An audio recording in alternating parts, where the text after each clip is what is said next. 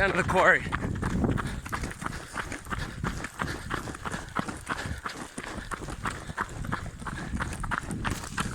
Alright, hey guys, so I'm just going to do a wee video on some essential things that you'd really need to have with you if you're planning on going out to the bush. You know, even these are even all good things to have in the back of your car, especially if you're going out on a long road trip and you're going to be out in the countryside. So yeah, we'll just get into it. So the first thing, it's definitely a nice thing to have out in the bush, is to have a good cooker. So I've got the Jetboil brand here, with a the big sort of gas canister here. You know, you can get probably a good couple of weeks out of that if you were being careful with your gas. So yeah, so in here I've just got a spoon, folding spork, pot rest. It's just like the base for the gas, and then the actual element. So I'll show you how we set all that up. Alrighty, so you're just going to get your gas, set that down,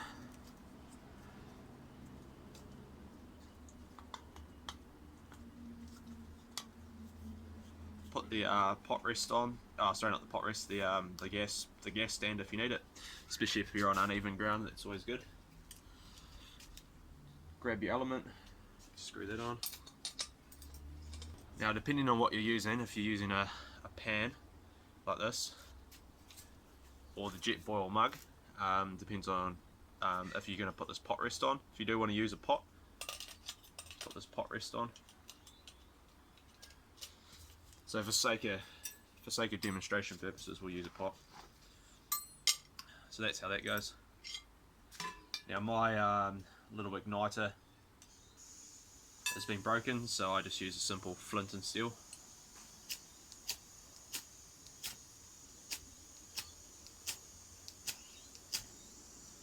There you go. Sometimes it can take a few strikes, but then you can just chuck your pot straight on like that,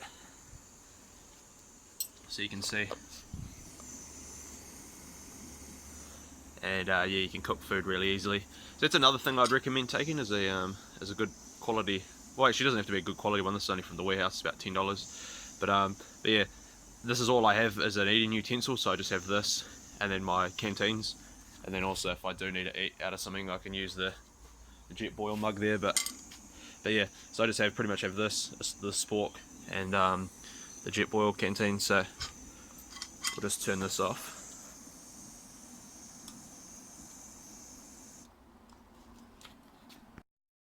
Alright, so the next thing to have is a good compass.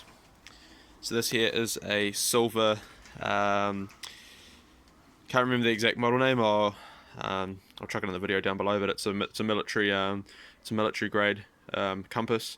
So yeah, this is a really good quality one. It's got the luminous markings on it, so for at night. Yeah, it's a very accurate compass. It's also got a sight through there, so you can take mag bearings. So yeah, so invest in a good compass, and then also invest in the knowledge of how to use a compass correctly. And then it's always good to have a couple of map markers as well, for when you're needing to work out mag bearings, grid bearings, etc. on a map. So the next thing we've got here is 550 Paracord. Got a small bundle and a big bundle.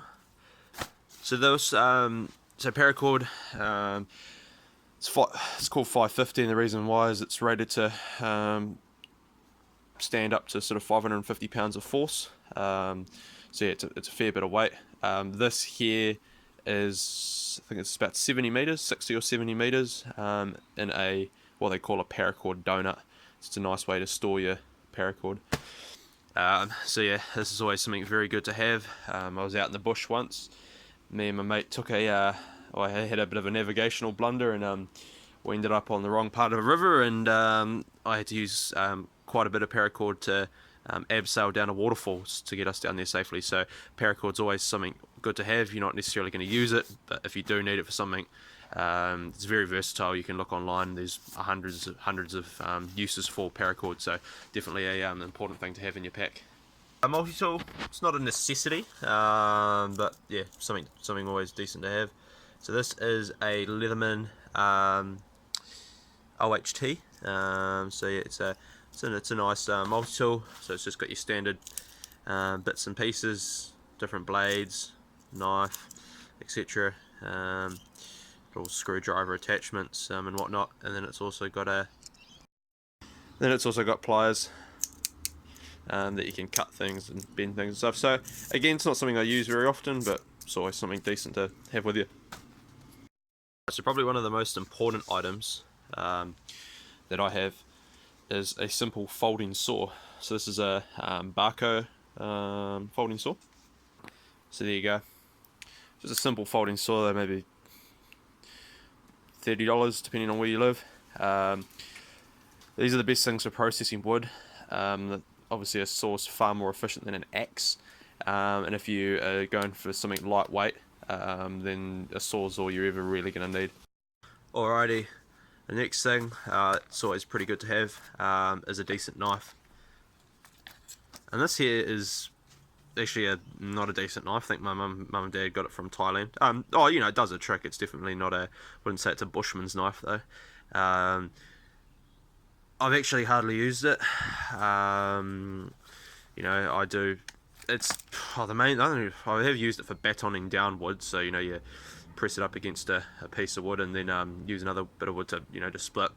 But yeah, other than that, I don't use it a hell of a lot. I don't hunt when I'm in the bush, obviously, because I'm vegan. So that would be probably one of the main uses you'd be using it for. I guess if I had to, like, say, cut some paracord or something, then I'd be using this. Alrighty, so this is another very handy thing to have in your pack.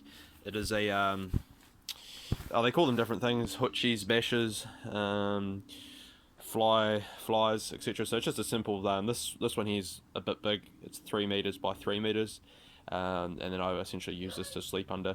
So so yeah, I've just got a mixture of hoochie cord and paracord on the 4 corners, and then on the 2 apex.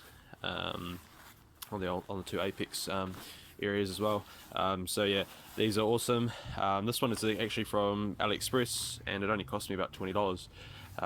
Definitely on the light side. I mean, I've slept in it when it's raining. No rain's penetrated. However, the you can see here these are a little bit flimsy where they attach, but yeah, if you're careful, something like this would be fine. $20 from AliExpress, or you could buy a more expensive one if you wanted to. Now this here's just a little bag of goodies. So we've got an emergency blanket. We've got an emergency bandage. We've got some needles. We've got some thread. Got some miscellaneous plasters, and probably the most important thing is actually tampons. Now with tampons, I'll show you. This is probably one of the best tinder sources. So as long as you've got a tampon, a couple of tampons, and a flint and steel or some way to make a fire, this is probably one of the best sources, or man-made sources of tinder out in the bush. Alrighty, so you got your tampon, and all you're going to do is just pretty much just open it up. Just get all this fluff out.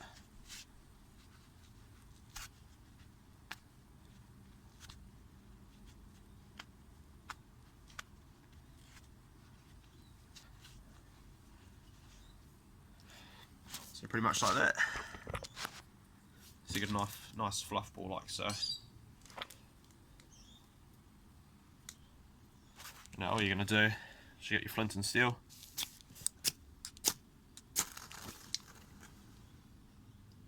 And it takes so easy.